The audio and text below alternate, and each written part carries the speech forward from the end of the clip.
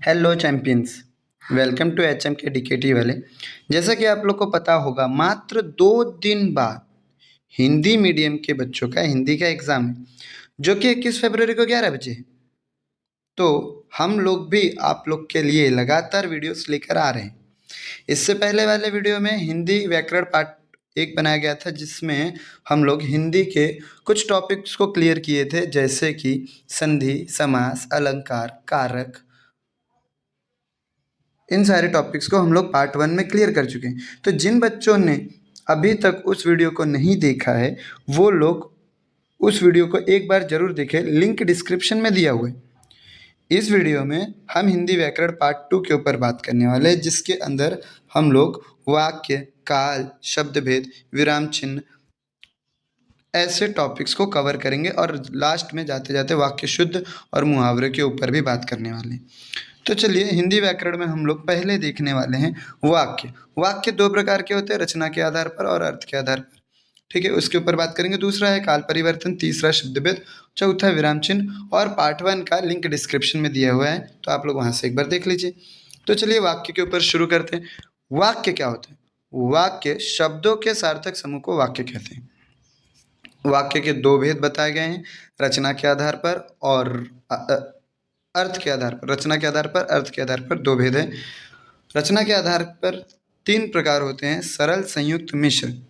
एक आप लोग को खुशी की बात ये बता दूं कि हम लोगों से 10वीं के एग्ज़ाम में, कभी भी बोर्ड एग्ज़ाम में, सरल से संयुक्त करने के लिए या फिर संयुक्त से मिश्र करने के लिए नहीं कहता है। बस हमसे पूछता ये है कि सरल को पहचान के बताइए कि वो वाक्य सरल है कि नहीं। संयुक्त पूछता है और मिश्र पूछता है। तो इसको समझने के लिए मैंने एकदम आसान सा ट्रिक लेकर आया है, जैसे कि आप लोग देख रहे होंगे यहाँ पे ध्यान से।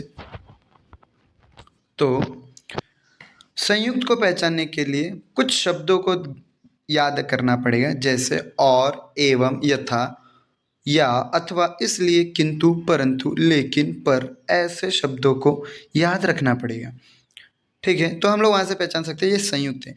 मिश्र को पहचानने की तरीका ये है, बस 2 शब्दों का ज्ञात रखें। एक तो की, क्योंकि, और तीसरा जो है वो ज का परिवार है। ज का परिवार हम लोग बोल सकते हैं कि जैसे ज से जो, जितना, उतना, जैसा, वैसा, जब, तब, जहाँ, वहाँ, जिधर, उधर, अगर, यदि, तो, आदि, एक्सेट्रा। ऐसे शब्दों का उपयोग करके हम लोग पहचान सकते हैं। ऐसे शब्द अगर किसी वाक्य में दिखाई देते हैं, ऐसे शब्द की, जो, क्योंकि, जितना, उतना, जैसा, वैसा, जब, तब, जहाँ, तहाँ, ऐसे शब्द अगर दिखाई देते हैं तो इसका मतलब वो मिश्र है। और अगर समुच्चय बोधक वाले शब्द दिखाई देते हैं, जैसे और, एवं, यथा, अथवा, इसलिए, किंतु, परंतु, लेकिन, पर, तो ये सारे संयुक्त हो गए। और अगर ये दोनों के कोई भी शब्द नहीं दिखाई दे रहा है, तो साधारण सी बात है, वो सरल वाक्य हो जाएगा। कौन सा वाक्य हो जाएगा? सरल वाक्य।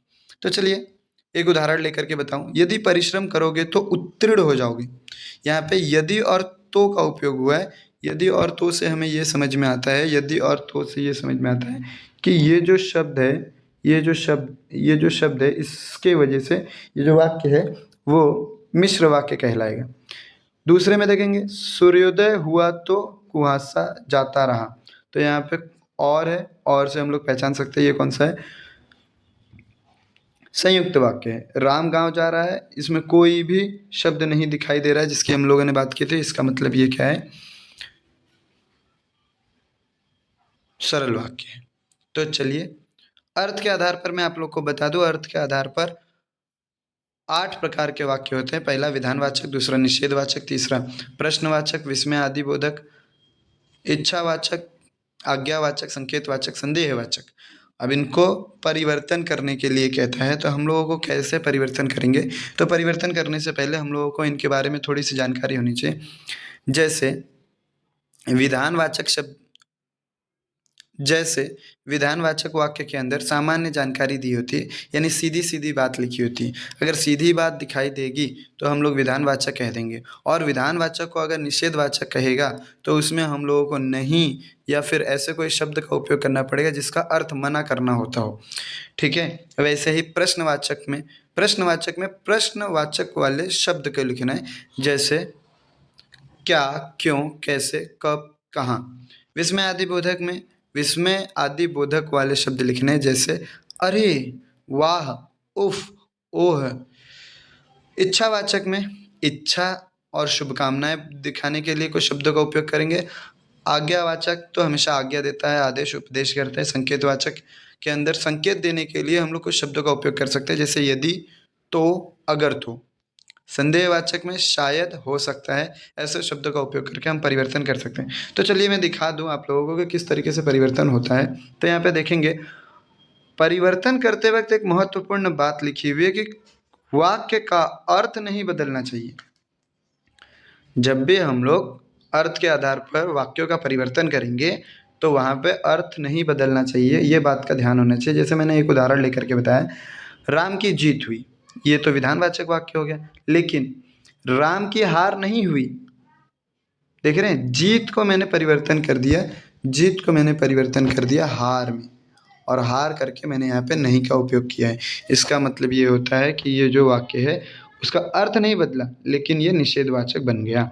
दूसरा अगर देखेंगे तो क्या राम की जीत हुई, क्या राम की जीत हुई, तो यहाँ पे ये जो वाक्य हुआ ये भी प्रश्नवाचक बन गया। क्या आने की वजह से प्रश्नवाचक, राम की जीत में मदद करो, आज्ञा दे रहा है, ठीक है। वैसे ही मैं चाहता हूँ कि राम की जीत हो, मैं चाहता हूँ, मैं अपनी इच्छा दिखा रहा हूँ, तो इच्छावाचक हो गया। शायद राम की जीत होगी, ये संदेह दिखा रहा है, शायद शब्द ही संदेह में आता है तो संदेहवाचक हो गया। वाह राम जीत गए, वाह राम जीत गए, तो राम जीत गए, तो ये जो है वाह शब्द आ रहा है, तो इसका मतलब इसमें आदि बोधक वाक्य हो गया। यहाँ पे एक उदाहरण दिया हुआ है आप लोग के लिए, मानो इतना ही बोल सकी, इसका प्रश्नवाचक करना है, तो क्या मानो इतना ही बोल सके, ये उसका उत्तर हो जाएगा। चलिए, तो अब हम लोग बात करते हैं काल। काल क्या होता है? काल का मतलब होता है समय। हम लोगों को काल परिवर्तन आता है, तो काल परिवर्तन के अंदर कुछ और परिवर्तन नहीं करना होता है, हमें क्रिया का रूप बदलना होता है। क्रिया का रूप बदलता है काल परिवर्तन के अंदर, क्रिया का रूप बदलता है। तो मैं आप लोगों को बता दूं कि काल के कितने प्रकार होते हैं, तो 3 प्रकार होते हैं, वर्तमान काल, भूतकाल, भविष्य काल। वर्तमान काल का अर्थ ये होता है कि चल रहा हो, कोई भी काम चल रहा हो, ठीक है। भूतकाल का यानी कोई भी काम बीत चुका हो, या फिर कोई भी समय बीत चुका हो, उसके लिए बीता हुआ समय। उसके बाद भविष्य काल, आने वाला समय या फिर आने वाला कोई काम हो उसको। वर्तमान काल में पहला जो वर्तमान काल होते हैं, वर्तमान काल के भी 3 प्रकार होते हैं। वर्तमान काल के भी 3 प्रकार होते हैं, सामान्य वर्तमान काल, पूर्ण वर्तमान काल और अपूर्ण वर्तमान काल भी है, जो अभी इसमें नहीं दिख रहा होगा बट नीचे है। तो मैं आप लोग को बता दूं, अगर कोई भी सामान्य वर्तमान काल दिया होगा तो हम उसे कैसे पहचानेंगे? तो पहचानने का एकदम आसान सा ट्रिक है कि उस शब्द के अंदर ता है, ते है, ती है, ये दिखाई देना चाहिए, या फिर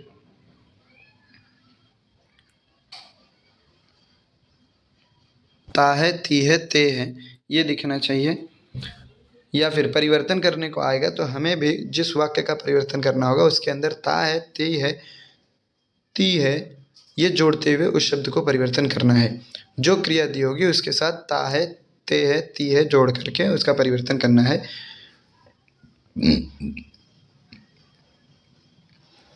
दूसरा है पूर्ण वर्तमान काल। पूर्ण वर्तमान काल में अगर आप देखेंगे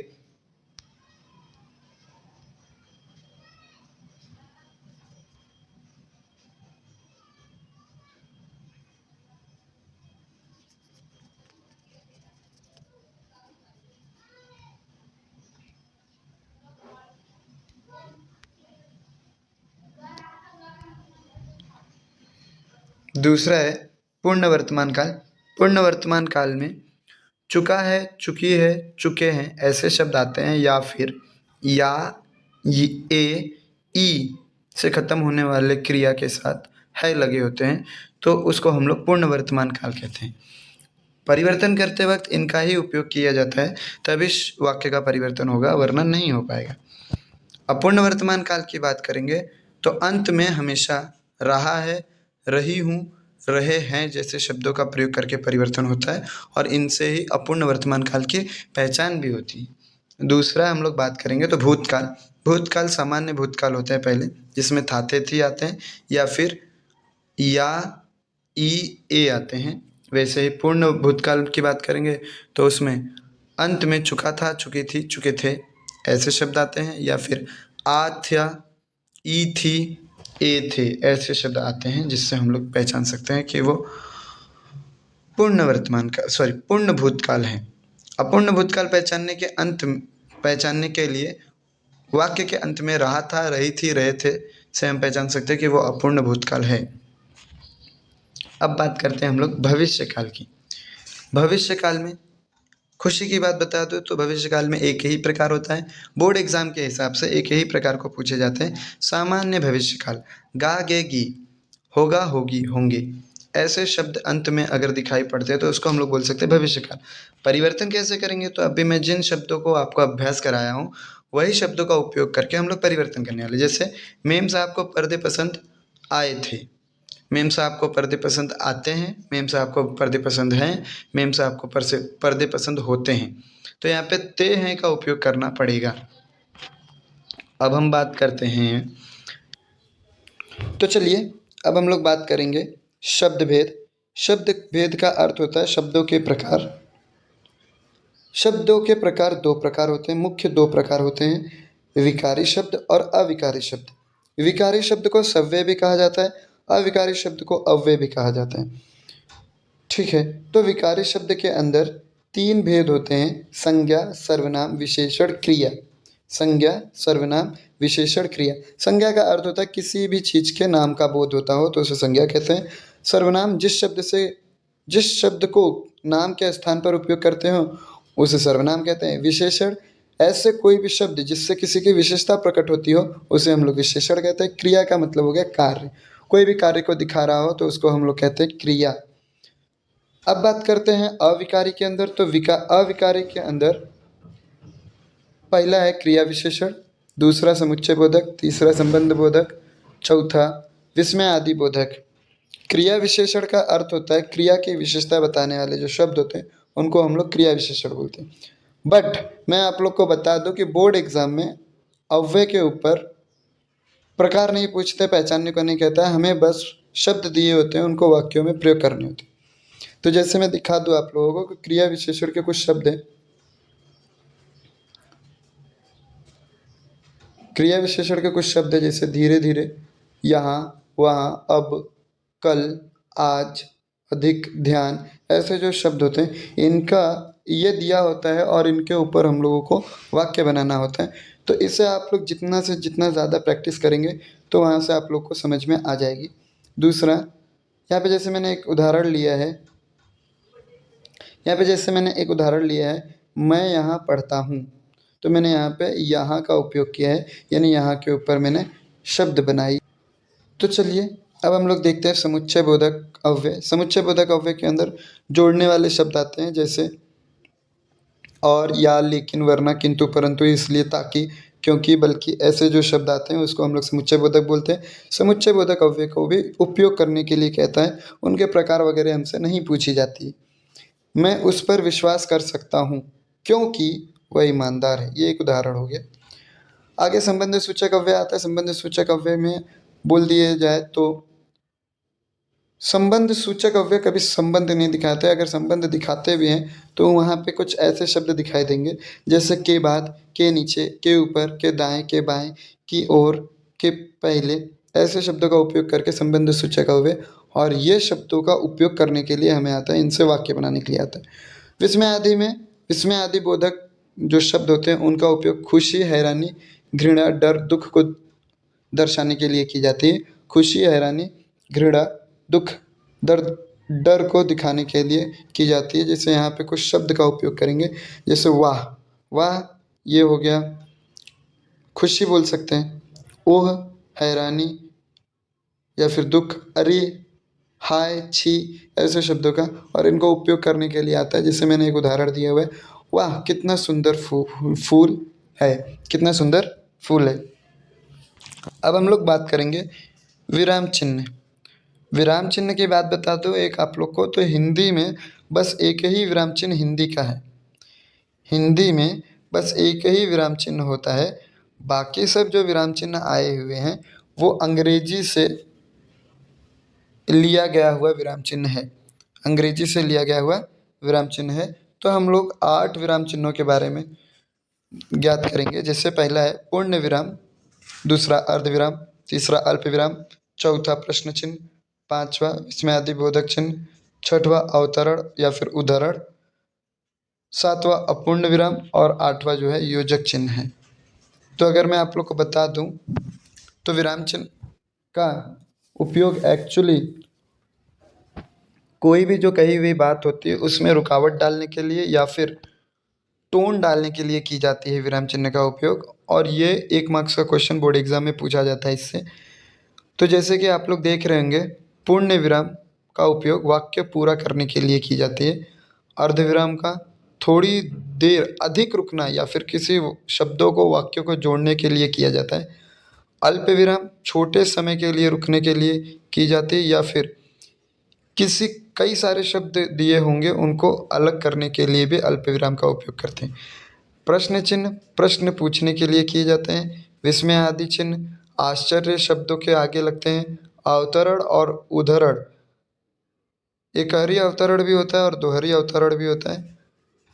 इनमें कही हुई जो बात होती है उनके ऊपर लगाया जाता है।